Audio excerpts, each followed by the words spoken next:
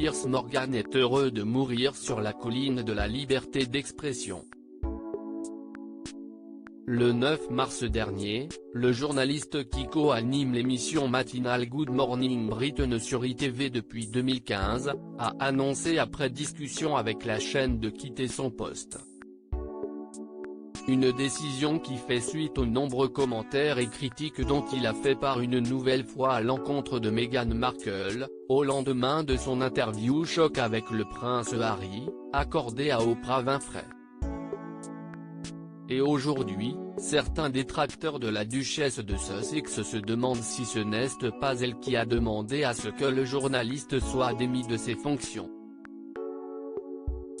En effet, après la démission de Piers Morgan, de nombreuses pétitions ont été constituées pour demander le retour du journaliste à l'antenne, tandis que l'émission Good Morning Britain est suivie chaque jour par des milliers de téléspectateurs.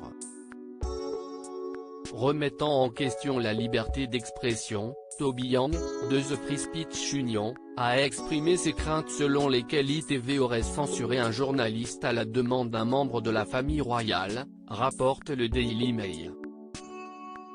Toutefois, il ne s'agit pas de Meghan Markle, qui a fait savoir via un porte-parole qu'elle n'était pas contrariée que Piers Morgan ne croit pas un mot de ce qu'elle a dit lors de son interview, mais qu'elle s'inquiétait toutefois de la façon dont ses commentaires pourraient affecter les personnes qui tentent de faire face à leurs propres problèmes de santé mentale, rapporte le tabloïd.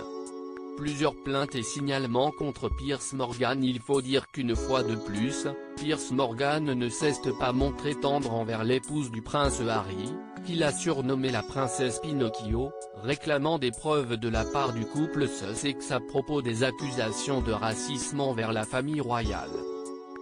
Selon le Daily Mail, le journaliste aurait plutôt été sommé par la chaîne ITV de s'excuser pour ses propos véhéments, lui qui avait la veille quitté le plateau après avoir reçu des critiques sur ses commentaires. Ce qu'il aurait tout simplement refusé, préférant prendre la porte.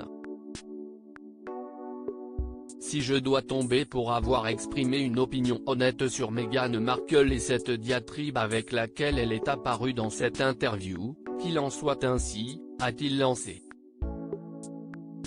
Mais au lieu de Meghan Markle, ce sont peut-être les 40